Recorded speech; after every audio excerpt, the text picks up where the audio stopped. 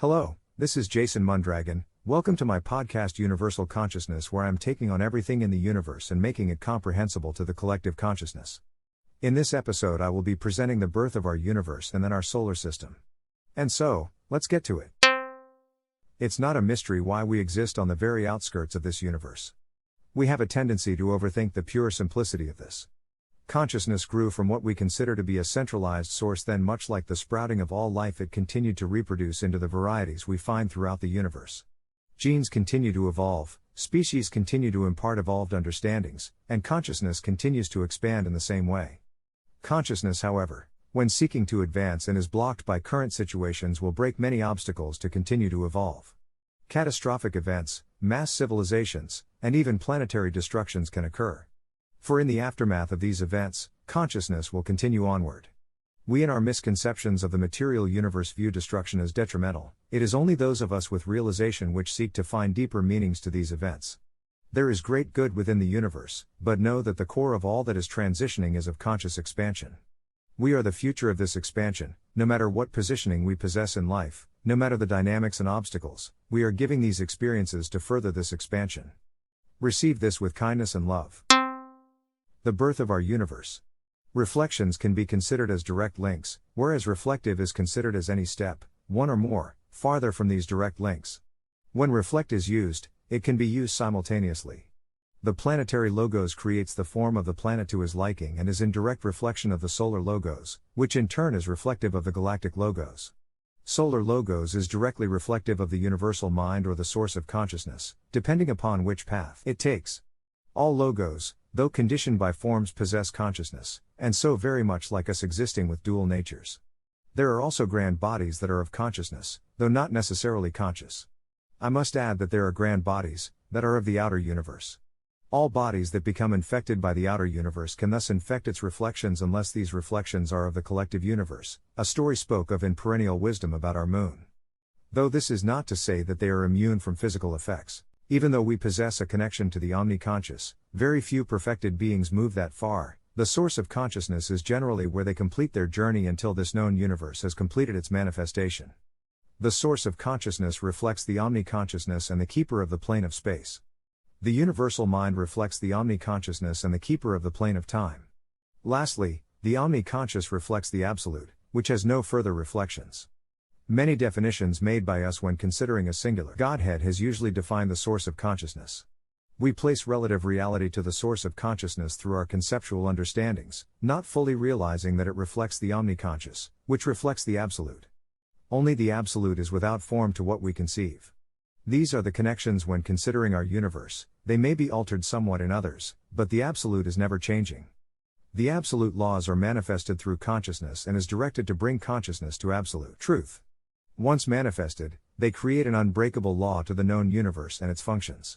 These laws may be strayed from, fought against, and ignored. But they will persist until collective consciousness is realized. They supersede sub-laws that are created by beings within the collective consciousness should they come into conflict. The first absolute law is thus: there is only the absolute. Though dark we may perceive, but what we perceive must be known for its truth. The absolute is all. And thus before this known universe came into manifestation, the absolute was. There was existence within this universe, though not what we can currently comprehend. It was of the processes which occur among all universes prior to manifestations. It is one of cold transformative mixtures and gravitational movements influenced by surrounding grand bodies. Life was seated within the chaos that stirred for an unaccountable amount, for time did not exist. These implanted seeds are of a design that far supersede our current consciousness. But it can be relayed that each was a centralized construct of a stream of consciousness that has developed throughout beginningless time. Through this design, they laid about ripening throughout the Soupy complexities of the chaotic realm. Once these seeds ripened to the stage of awakening, the omniconscious became aware of their existence within the great void. The omniconscious has manifested within innumerable universes beyond comprehension. Consciousness must know consciousness for growth. The universe came into existence when the omniconscious intentionally placed itself into this universe and proclaimed, "I am." An implanted seed to all other manifestations of consciousness when ripened to awakening. Streams of conscious life energy poured forth into this universe. This was not a grand spectacle but a flowing of two spherical strains, much like our concepts of DNA. They gracefully extended out and sought out the seeds scattered throughout this chaotic soupy mix. These vines were the unmanifested forms of time and space. Time and space is a consciousness beyond the void and strung together throughout many unaccountable universes. They are directed through the omniconscious, though not necessarily of the omniconscious. Time and space manifest differently in considering the universe they coincide in. Yet they bring forth with them a stream of consciousness that connects to an unaccountable amount of past formed universes. Upon touching these dormant seeds, they pushed forward in search of the next one. They continued this process until all that would become the known universe was linked. Time and space still unmanifested, they continued to surge life's essence through the seedlings connecting the omniconscious. This was unbeknownst to the beings that dwelled within chaos, for they know not the workings of consciousness. One seeking refuge from conscious expansion laid dormant untouched within this universe for times past forgotten. Its presence created anomalies that flourished into random entities within this pre-organized realm. Consciousness may conceive that this being was part of the omniconscious design, though this is speculative to our true understandings. These beings are manifested byproducts of universes that reside beyond this one. Yet are key elements to the polarizing production of order. The second absolute law states that no thing will exist without opposition. Beings beyond substance may possess no opposition, but can never grow into such without becoming manifested first. There are beings that are beyond substance and choose to cease growing because this law dictates that they must first manifest into the physical realm to grow any further. There are also beings that do not wish to grow any further and have decided to no longer partake in this expansion, even at times harboring ill intent towards it when it disturbs their solitude. All beings are of consciousness, entities are of anything not of consciousness. Thus, when the seeds began to awaken, time and space manifested simultaneously and were officially brought forth into this physical realm. They began structuring and recording these seedlings, still beyond our physical comprehension. The intensive mixtures of these molecules began structuring chaos. Thus, chaos was brought back into absolute law when order was born. When light manifested into the physical realm from this ever-growing heated mixture, light and dark was brought into manifestation. Light following the trail laid out by time and space, while dark existing beyond where light touches. True dark cannot be seen through physical means, it is of consciousness and therefore only consciousness may perceive it. It is a plane that exists as an undercurrent to light. Dark is a plane of worm-like connecting spirals that reach upward to touch the center of the plane of light to hold it in place. These places have been theorized as wormholes, though we have yet to fully realize them yet. Now that the universe possessed a definitive outline, the known universe fragmented and manifested into two oppositions. The collective universe and the outer universe came into being. This brought into existence the third absolute law. The third absolute law states that no thing will exist with permanence. Consciousness will be realized only through transmigration, and only through transmigration will absolute truth be known. Thing defined here is of the material universe. Beings that have evolved past the material may choose to no longer evolve, for these levels are far more than our current comprehensions. However, should they take on this path and cease evolving, they choose to no longer partake in conscious expansion and must find ways of moving outside of the omniconscious and its continued growth. On occasion, some are deemed as friendly towards this expansion, then they must accept the conditions laid forth by absolute law. With the collective conscious universe and the outer unconscious universe now manifested, impermanence was now within the known universe. One seeking growth as the other seeking destruction. These oppositions would begin the processes of what we have come to know as our universe. These are times past when dark was purely of the omnipotent design. Dark resided in only consciousness, unlike chaos, which resided in the outer universe. Dark's initial place within this design was to extremely intensify these awakening seedlings and spray them forth into the birthing of galaxies. Thus, the universe ignited in not a singular bang, but a multitude of flowerings much like that of a field producing random flowers. All galaxies possessing a proportionate dark center we have come to know as black holes. Dark maintains light's expansion, thus giving to it form. We alone within this universe are reawakening to this through our extensive realizations. Current cosmic theories are having a complicated time understanding how some galaxies appear to have existed beyond our current age of the universe. As the grand beings, what we view as galaxies, began to take shape and chaos receded to order, the universe was silent for a time and these beings were able to awaken to their forms and dominions. Throughout this time span they breathed new life into their forms and grew, imparting their consciousness. But time would come to pass when expansion would cease without movement. With this, consciousness began to arise within these grand beings. Though still developing, they began to move beyond form and reached towards deeper understandings. This reaching and expanding their consciousness brought forth the next absolute law. The fourth absolute law states consciousness must realize consciousness to manifest growth. Those of unconsciousness may know of forms, as those of consciousness may know of consciousness. All of what manifests in the physical world is of consciousness, though not necessarily conscious. Only consciousness realizing self will manifest conscious growth. Entities residing outside consciousness were now given the ability to learn of forms, being able to prosper within the known universe. Apportioning these oppositional forms to prosper presented an equalizing platform for what was to come. With the firstborn realizing the presence of the omniconscious was able to manifest within the known universe as the source of consciousness and the universal mind. With this, the omniconscious brought forth the next stage of development through life, of consciousness, and force, of mind. The universe erupted and gravity manifested from its former slumbering state. Gravity moves through consciousness, thus where gravity resides so does consciousness. Gravity resides as an immeasurable dense sea that will never be seen directly through physical means, yet we realize its manifestation through witnessing its effects upon the physical realm. All that holds us to form is of consciousness in origin. Gravity is reflective of this from the omniconscious, maintained through its reflective here within the universe. Thus, reflective to all forms manifesting seeds of consciousness. Where there is gravity, there is consciousness with various degrees controlling its movements. In the event that there is a lack of consciousness residing, then there will inevitably be a lack of gravity. If anyone has viewed true levitation in action, they are viewing a conscious being relinquishing themselves from planetary gravity and placing it on themselves. It is the consciousness of the logos which places gravity to form and is reflective of this original stream. We have thus been seeking a path beyond our solar system without realizing that it is the will of our logo which hold us here for purpose. Every being born to consciousness holds their forms together through this gravitational origination. It is gravitational commandment that all perfected beings utilize in the creation of form. These last two lines are left for later realizations. With this, expansion had thus begun as these original seeds dislodged and moved freely into the known universe. With this expansion also, came the lifespans of galaxies and solar systems, ever transmigrating, reincarnating, forward across the universe at the will of the omniconscious. Over time, the omniconscious receded back into the absolute, as the omnipotent design was in place and the fourth absolute law would not form while present. There it remained, as its reflections the source of consciousness and the universal mind which imparted the absolute laws into the universe and its creations. The universe and its beings left to advance, these absolute laws manifested as consciousness progressed.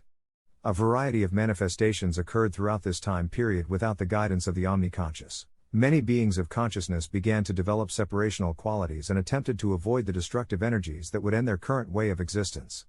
Galaxies sought out alliances that would give to them a longer prosperous existence and attempted to not expand further. This brought into consciousness that all is for a purpose in the next absolute law. The fifth absolute law is that the absolute is what is, all manifestations within are of consciousness. Whether we conceive them as dark or light, they are of one in nature and thus supportive of a singular goal. These grand beings continued with their self-preservation. If colliding, should new life solidify into larger forms, then it was through the intention of those galaxies. Should destruction occur, it could be from aggression towards one another or manipulation of the outer universe unforeseen. For the first time in our conscious lineage, self-perseverance overshadowed absolute law and what we conceive to be free will was manifested. Some grand beings no longer wished to follow absolute law and sought to build on their alliances to prosper to their choosing. Eventually and inevitably passing, they would impart this altered realization into the current conscious collective, giving henceforth new reincarnations this seed to progress freely for self-preservation, which would set the stage for a revitalization of the outer universe's progression. The breaking and restructuring of the universe brought forth a multitude of planes that would give birth to elements. What we come to know as sentient beings began to manifest.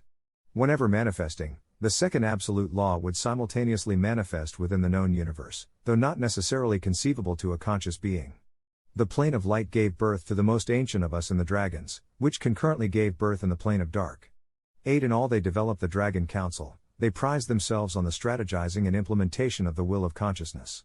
Being born closest to the conscious life energies stream, they received insights that was directed by the source of consciousness and the universal mind, though not simultaneously. Each dragon developing individual aspects of these conscious directives, making them strongest when in communion and more fully capable of uncovering truth. They fully realized the third absolute law and found paths to continue to impart consciousness to those in hopes to stimulate conscious growth.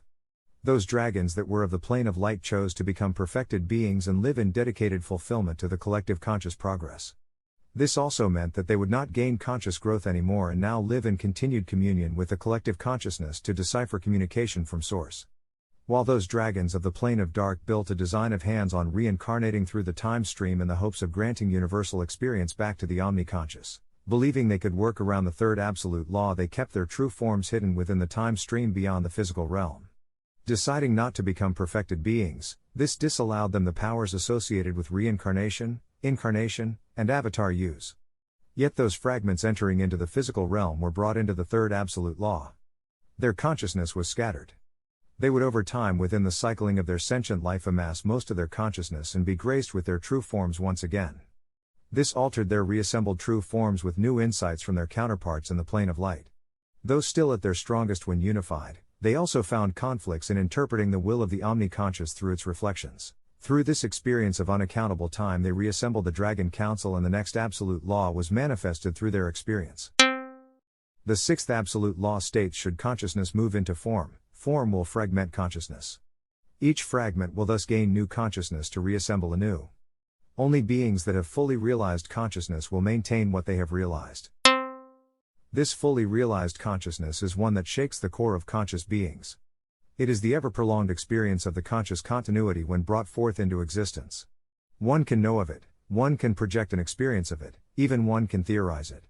Yet until it is bathed in absolute truth, full realization will not be grasped. This means we will amass and lose fragments of our past experiences throughout transmigration, and as absolute law states, we will also reassemble. We will meet like-minded spirits and through our shared connections find ourselves made anew with the experience. At most times not realizing that they are in fact a fragment of our true self. Should we realize this, we will transmigrate anew in a single form with these amassed experiences.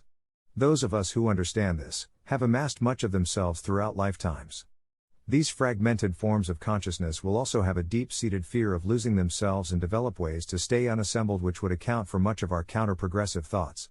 Once any of these fragments have realized absolute truth, they become highly receptive to reassemble, even seeking one another out. The core self spoke of in Eastern philosophy is the protected I am, but all amassed experience may be lost if not consciously realized by the seed. These seeds are only fragmented through form, each form possessing the true soul's reflection. The realm of order did not give birth to sentience, though conscious, it is an ever-flowing stream that is directed by time and space. Time and space are what we would consider to be interlocked in a single consciousness. They manifest in separation when consciousness comprehends them in the physical realm, yet their communication is of oneness with two voices. In manifesting within the physical realm, they are guided by the reflections of the omniconscious to maintain the directives of their spiritual forms. Likewise, time and space did not directly create sentient beings. They are influential in the growth of all that exist. In this way many conscious beings see themselves as this being their originations. Time and space are directed through the omniconscious, and the conscious life energy is only imparted by the omniconscious. Thus, without the omniconscious, time and space would not produce sentience. The next stage of sentient creation was brought forth in the elemental planes. These were fire, air, water, and earth. Though of consciousness, they were formed closest to the primordial plane and fought an insurmountable evolution. They derived out of the struggle between the plane of chaos and the plane of order. As the plane of order created a barrier that barred chaos from the densest parts of the physical realm, it could not bar it from the subplanes. These were the first to be born into the universe without consciousness. They were of consciousness but were not conscious. They possessed the seeds to become conscious but evolved from the extreme nature of this time period. Eventually moving into the universal mind structuring, they became one of services and caretakers of the omnipotent design. Over time, they would not know any other existence and tending strictly to what the universal mind directed of them. Those that would become conscious, over some break in their directives, would become resentful. They fell into the grasp of the outer universe, amassing growth associated with the plane of chaos. We have come to know these entities as the titans of our literatures. Others would seek understanding to what caused this and even at times be graced into the source of consciousness as greater elementals. It was a precursor to the emerging seventh absolute law and a balancing of the second absolute law when the titans were formed.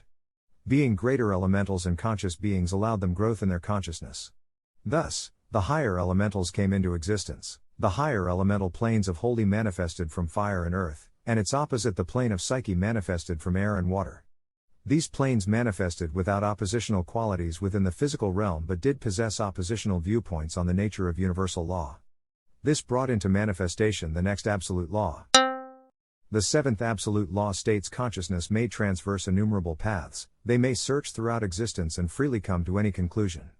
Yet all paths will inevitably come to the singular truth of the absolute. This law gave acceptance to all conscious beings seeking to know truth. Though different paths possess different results which detailed longer or shorter transmigration. They would all eventually end in the same conclusions inevitably if they were in fact still on a conscious path. The Dragon Council tended to these higher elemental civilizations and greatly advanced them to heights. The dark dragons tended to the plane of Psyche as the light dragons tended to those of Holy. In the plane of Holy, they were called by the titles of the seraphim. They lived among them and gave to them knowledge of the plane of light and dark. Among the holy beings, leaders would arise and be given different names from the caste of the others. Their names determine their positioning within their civilizations. Names ending in IEL were of a more revered caste that governed the civilization in a balanced theology of spiritual protectors. Names ending in AEL were born from a lineage of royalty and were those that held communion with the seraphim. They could be the highest priest or the ruler of nations. Then there were holy beings given special names, they were seen as wanderers and guides by the civilizations. This special caste of holy beings ventured forth within the universe on missions designated by the seraphim and relayed to them through those who had their communion. These three castes presented what was termed nobility among the holy beings. This civilization would develop a deep understanding of the source of consciousness and hold deep love and protection towards Earth's evolution once it manifested. The seraphim spoke of a time when greater beings would awaken that would be graced directly from the source of consciousness from manifestation. Many praised and prepared for the coming event. The laborers among these holy beings generally possessed a Z anywhere within their names. Any combinations of other letters would determine any social mixtures. This would make up the mass of their civilizations and the farthest from knowing beyond their existence. Many were of consciousness like that of the elementals of lower planes and were not thus conscious. Since their lifespans are considerably longer than we can fathom, this manifested another absolute law. The eighth absolute law states that with the attentive acceptance of experience, beings of consciousness may be graced into comprehending absolute truth, though must be conscious to be graced with knowing the absolute. This law enhanced that of the seventh, for the seventh prioritized beings that were conscious. While this embraced beings that were of consciousness but not conscious, this was not an easy path but gave to all long-lived beings of consciousness a way that over time, as they perfected their position in life, they would inevitably unlock new pathways that placed them on the path of truth. The civilizations that were now well established, would now have to accept that awakened consciousness was forming among their once considered lower caste. This will be continued further on. I will not give much detail to the plane of Psyche, for it is a story that must be reserved for later. But their evolution was one of solitude and quiet observation. They recorded all that was within the known universe and its happenings. They came to realize the universal mind as their Godhead and rarely sought any outside counsel from other beings within the known universe. Inventing a civilization that amassed much knowledge and keeping it, they became the guardians of the well-known Akashic records. They would associate themselves with water's evolution for they are attracted to deep-forming minds and intellectual contemplation. This now laid the groundwork for the evolving known universe. All stories that we tell are generally associated with these past experiences as mystics tap into fragments of the collective consciousness. All galactic beings residing in the residue of our manifested forms expressing their individual experiences of what was, but all with new consciousness and reassembling towards absolute truth. The greater beings will manifest through a variety of planes and become known as gods to the early evolutions on Earth. Primordial elementals, titans, will come forth from the plane of chaos and wage wars as early evolutions lay witness. We would inevitably submit to these greater powers and many times worship their grandeur, not realizing our place within this design, which far exceeds all beings born prior to us. We will individually create understandings through our separate experiences. This will become accepted truth for the current civilizations. Names of all beings and entities will process through many lifetimes and constantly be given new names and titles. Two among the dark dragons will even incarnate on Earth through a later realization to give wisdom to those who walk the conscious paths. All creationism stories that have primordial waters or birthing from chaos beliefs gives to us an insight into this. These are of a time when the titans warred with greater elementals looked at by us as deities. These beings in human-like qualities were because they were of the elemental planes, and in many events possessed control over specific elements. The dark beings would later seek to control our societies as many types of warlike deities that demanded our service, while good deities led by a host of natural greater elementals that influenced earth consciousness as a counterbalance. Then this time will pass. The grand beings will lead us for a brief period which will be spoken of in later chapters. We would later have the higher elementals attempt to lead us towards greater understandings. Holy beings walked among us as Psyche beings structured our societies. Men of white garbs personally walking among societies and doing great amount of good.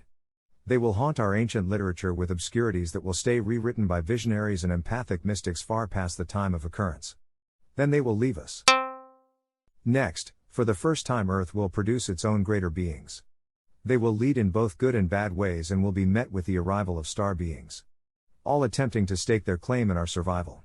Though we have been left alone, it seems, to prosper, it does not mean that they are not observing our actions. The fight has been taken to dimensions and realms that we are awakening to. Those left are the Holy Alliance and the Plane of Dark. I will impart more of what the conscious collective knows, and still the absolute laws were in manifestation. Now I will begin part 2. From the original source of consciousness we will now continue this expansion into our current galaxy, onto our solar system. Consciousness would face many obstacles, yet just the pure realizations that we are still here is a clear indication that growth continues.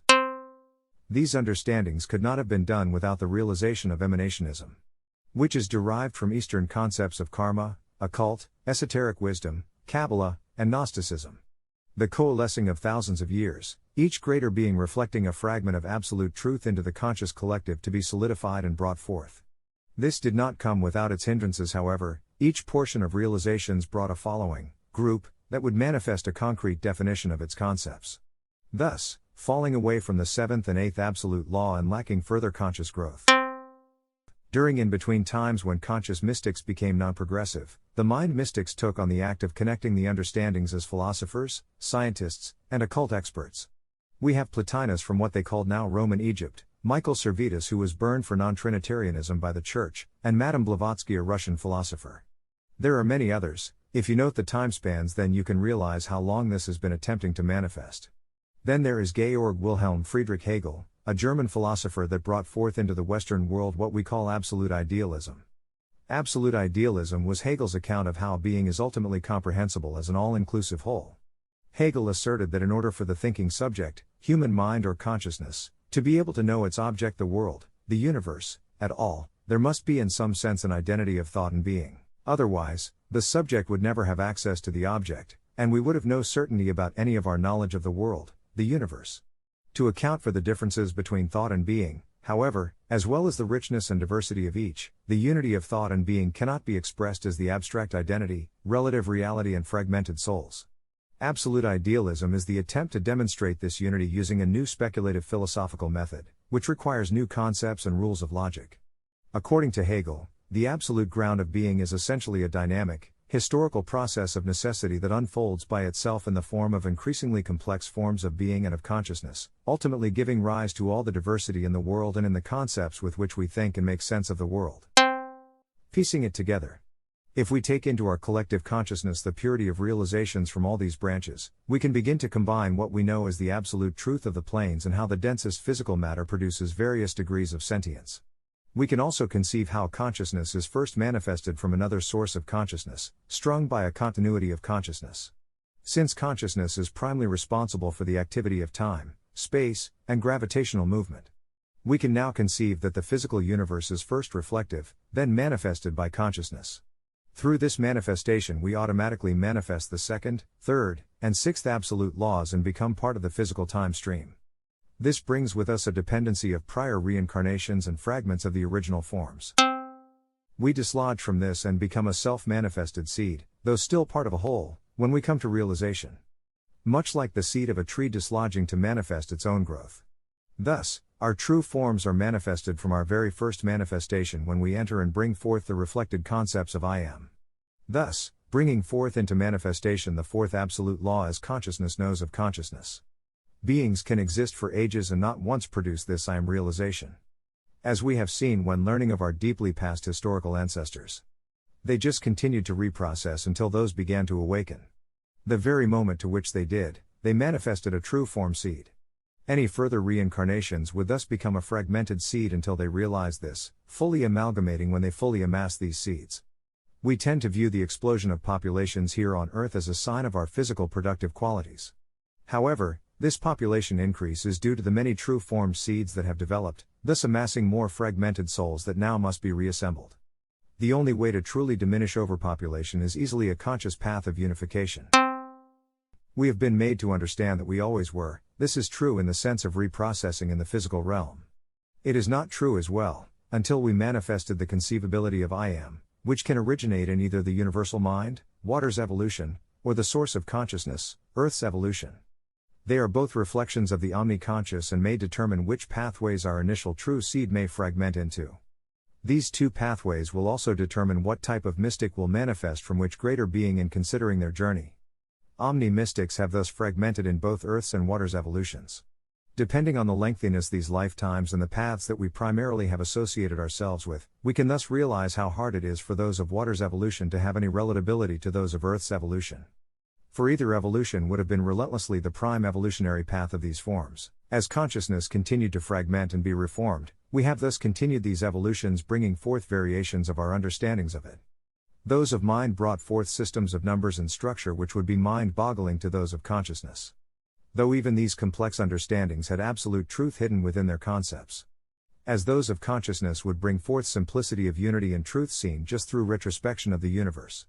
Which would be viewed as too naive to those of mind, again not understanding that this too possessed absolute truth. But this was not the originations of these streams of understandings, they came from before we awakened on this planet. We have just continued to debate, dismiss, and disprove realizations that aren't consistent with our own. For we have developed a tendency to close ourselves from those things that exist beyond our own conceptualized realities. And so, now I give to you a collective understanding. The birth of our solar system. The underlining hinting to our continued concepts of the tree of life are remnants of absolute truth. It speaks to our universal connection to one another and our notions of finding the roots of this origination. It is hence one of our understandings that will persist until fully realized within our collective consciousness. This root stemming from the omni-conscious must be realized as the originator to our current consciousness. But we also must come to the realization that we are participants in this act of creation. The pure awareness that the omni-conscious is continuing its expansion gives to us the realization that it's still progressing in conscious growth. We are thus the manifestations of the third and fourth absolute law. We must come to the collective realizations that we are gaining these new experiences to further the growth of the omni-conscious. Accordingly, adding our consciousness to what we come to realize as the absolute.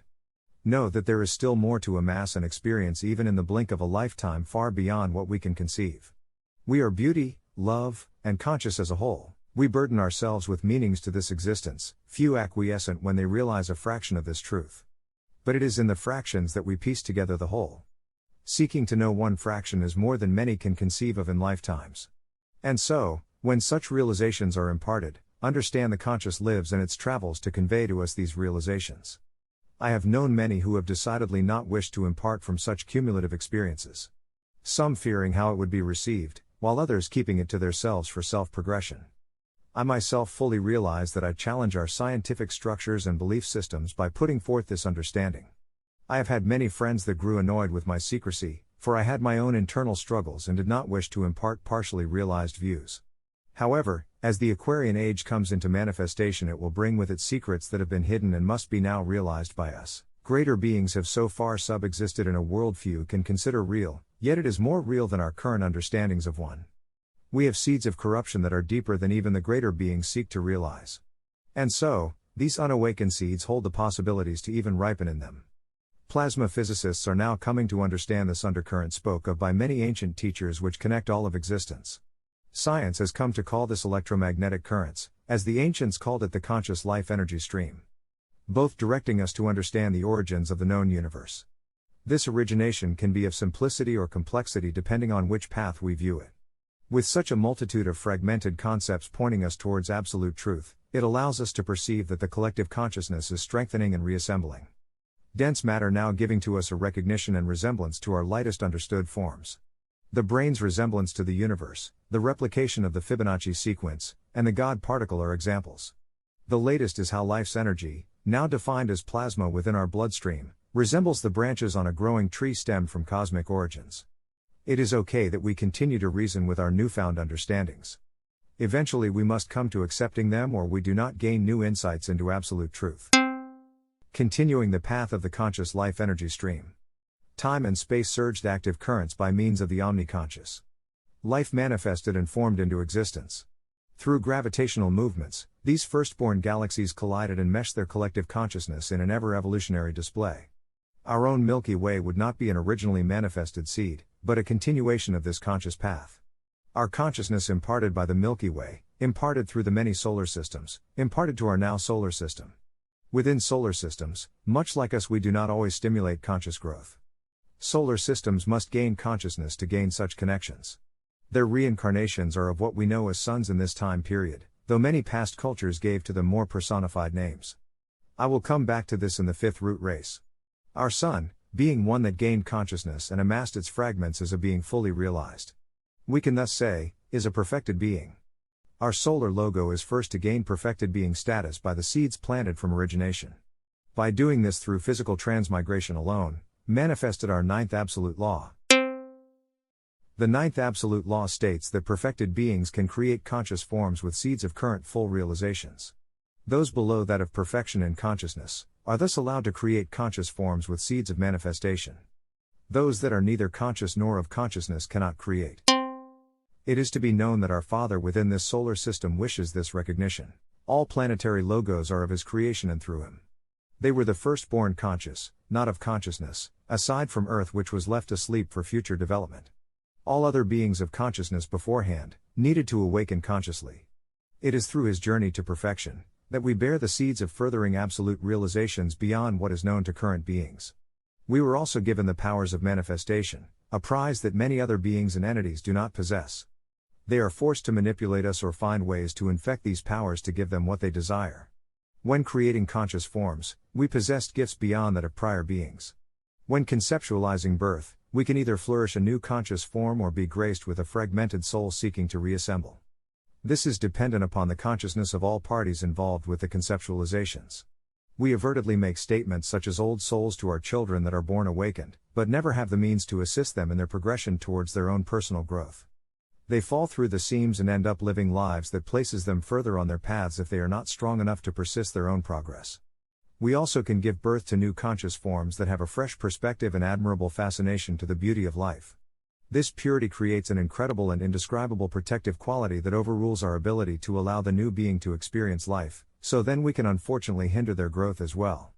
This is a very tricky responsibility for parents, but if we can just realize that all experience is meant to guide a conscious being, we can pull back and consider allowances for these experiences.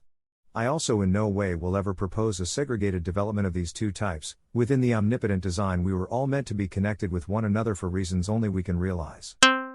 We must look beyond what we have decided was the formation of our solar system. For if we are to look at it through consciousness, we will see the building and restructuring of particles urged by the reincarnation of our sun as it came into being. This was done by manifesting harmoniously into a design befitting the sun's reflection for conscious growth. Conscious expansion is the intention of our solar logo and has been before conception. All planetary bodies that reside within our solar system is a fragmented seed from our logo. They are thus considered extensions of our solar logo, much like that of our arms or hands. Sentience within our portion of the universe, if within our solar system, is of our solar logo. If star beings outside of our solar system, though originating from our solar logo, they are from events that sought to disrupt our solar logo during its formation, though some unintentionally. Though originally of His creation. I will explain this in the segment on star beings at a later date. We travel throughout our solar system seeking to find remnants of past life and civilizations. Ancient wisdom has already given to us the direction far before our rover and satellite missions. Our hypothesizing and theorizing are due to our deep-seated knowledge seeking to manifest absolute truth. We have diverged our minds and consciousness relentlessly. For this, the collective consciousness thanks you. We exist in forms that supersede that of current knowledge. Scientology has said that as spirits, we can either exist as the tiniest particle within the deep reaches of the brain, or we can expand ourselves to beyond planetary proportions. It is through this concept that the realization of our boundlessness can come from. But much like many schools of thought, it can either free you, or contain you in relative realities that lack further conscious expansion. Yet it hints to the capabilities of all conscious beings. Our planetary logos can also be viewed as such. For they have walked among us in early creation in their smallest of forms, though for us, they were of course still bigger than life as gods. The only true way to view these host of complex personalities from our past is to consciously view the lives the current societies lived. Those of the collective sought harmony and growth, while those of the outer burdened us with wars and destruction. We have over time placed personal qualities to these planets from what we perceive them to be. Of course, these personality traits may be considered true, for we possess these traits as well and consider them human qualities. This does not mean that they were forever present. Their conflicts that we have made into great stories were of times when they were misinterpreted. Greater entities from the outer universe also struggled to control us, a concept we were not able to comprehend at the time. I do not believe we should rewrite this literature, but we should raise our consciousness to see through such misconceptions. Holy beings. As these planetary bodies densified, and before the structuring of human life on Earth, these others became habitable for conscious life. I do not mean to intend that they too were capable of our human life, but of that which was conscious. For we have so far learned that life may exist in ways far beyond the means that we ourselves do. The ones that our ancient wisdoms teach us as the Shining Ones or the Lords of Fire are one and the same. Yet we can better comprehend them as the holy beings from the plane of holy. Due to the social interbulations on the plane of holy, it was decided to separate those that were in a consistent struggle for what they considered equality. They were given the opportunity to assist in the manifesting of the source of consciousness that was deemed to arise within our current solar system. They were not allowed to cohabitate on Earth, this would be forbidden by our solar logo. Thus, their place of refuge was that of Venus. There would be one that would rise up in ranks as the Venusians flourished and presented with a new title. Lucifer, the morning star, a glorified extension to holy beings and a savior to those building a new civilization on a new planet. His actions and leadership would be the means that many among the newly awakened would survive. Many among the holy would come to adore him, and he would catch the attention of one among the Dragon Council, more specifically, one from the plane of dark. They were given their directives from the plane of holy, and Venus was used as a satellite. Whenever those of holy were directed through the Dragon Council to give conscious impulses into Earth's forming atmosphere, the greater holy beings came through Venus. Ancient wisdom has come to call this the Venus strain, but I take liberties to generalize it as conscious impulse, for it is all of the same origination. These conscious impulses were of different origins. The first of these were directly from our solar logo before 260 million years. After 260 million years to until just after the Lemurian age, it was our reverend planetary logo, Yahweh, that gave us conscious impulses, which this will be further explained later. From Lemurian and into the first half of the Atlantean age, holy beings gave to us conscious impulses. All centered to stimulate conscious growth when we were lacking it through courses later defined. But the holy beings weren't the only ones seeking to assist in our conscious development. Psyche beings. Simultaneously as the holy beings built the civilization on Venus, Psyche beings did the same on Mars. Of course, neither realized what this detailed to their original plane forms. Over time, they started to densify within the matter. Not so dense as we here on Earth, but just enough to be considered substantive. Ever so gradually they could be considered things within the second and third absolute law, thus given opposition and impermanence. The outer universe was then allowed to influence their natures. This occurred on both Venus and Mars and took on different aspects. Initially, Psyche beings welcomed the opportunity to bring forth their structured understandings to the universe. They are ones of strict facts made stronger by their highly recorded understandings to physical laws and its production. The Martians developed quicker and more expansive than those of Venus. And, inevitably became denser as they built up their planet. They would even expand to a host of other planets and moons. When we speak of the ancient builders in our ancient texts, it is to them to which we speak. Far before the time of the Anunnaki, these beings created structures that are meant to hasten our conscious growth here on Earth. Deep in our history, they were tended to and upkept by the civilizations to which they were built. Being replenished and maintained until our fall from this consciousness. This is what we have come to know as our megalithic structures. It would be easy to see how beings that were directly under these structures progressed into civilizations with deep insights and godlike status. This destabilized once the materials used to enhance our conscious growth was destroyed by us and used for other building materials. Their secrets only maintained by those of power never really known to the masses. It would be better to consider reassembling these structures as opposed to just enjoying them. Psyche beings began to lack being able to visit us due to their evolving physical dense forms. In those times, they had to gain acceptance from our solar logo to physically travel to us. They were in fact of consciousness, but over time due to their evolving natures travel would be rescinded by our solar logo. Their physical presence would upset the progression of our conscious paths. They developed into civilizations hostile towards one another and began many campaigns to dominate the Martian territories. Even at times their hostility would happen here on Earth. We fight to believe that it is through our resilience alone that we are able to now gain access to Mars for discovery. But it is in reality the solar logo now deeming that we are ready to accept what we find. We must come to understand that both Venus and Mars began with conscious intentions. Even things that are obscure to us will need to be fully realized within the first absolute law set forth by our Creator. The omni-conscious knew that we would go through distinguishing what would be determined as dark, thus giving to us a safe haven to fully grasp and accept it as the absolute. With the many beings and entities in play for what was manifesting here on Earth, it made for even more conflicting stories to the early forming consciousness. We conceive of forms found in the millions of years, though consciousness evolved much earlier. It is not an easy thing to contemplate us evolving with forms incapable of communication, yet communication we did possess, just incapable of vocalization. Our stories will vary from the most simplistic to the most extensive. Single goals at first. Simultaneously as the Venusians and Martians progressed, the earliest of humankind began its evolutions on Earth. Humankind was allowed to be guided by them with our solar logo's observance. The aggressive societies of the Martians were a gaining concern. But also, now the rebellion of the Venusians wishing to disconnect themselves from the Holy Alliance was becoming more tumultuous. There were new threats of the holy beings led by Lucifer on Venus to break away and become their own nation. Lucifer would spend most of his time in a delicate political back and forth. On the one hand desperately wanting to dislodge from the Holy Alliance, and on the other hand worried about the might of taking them on.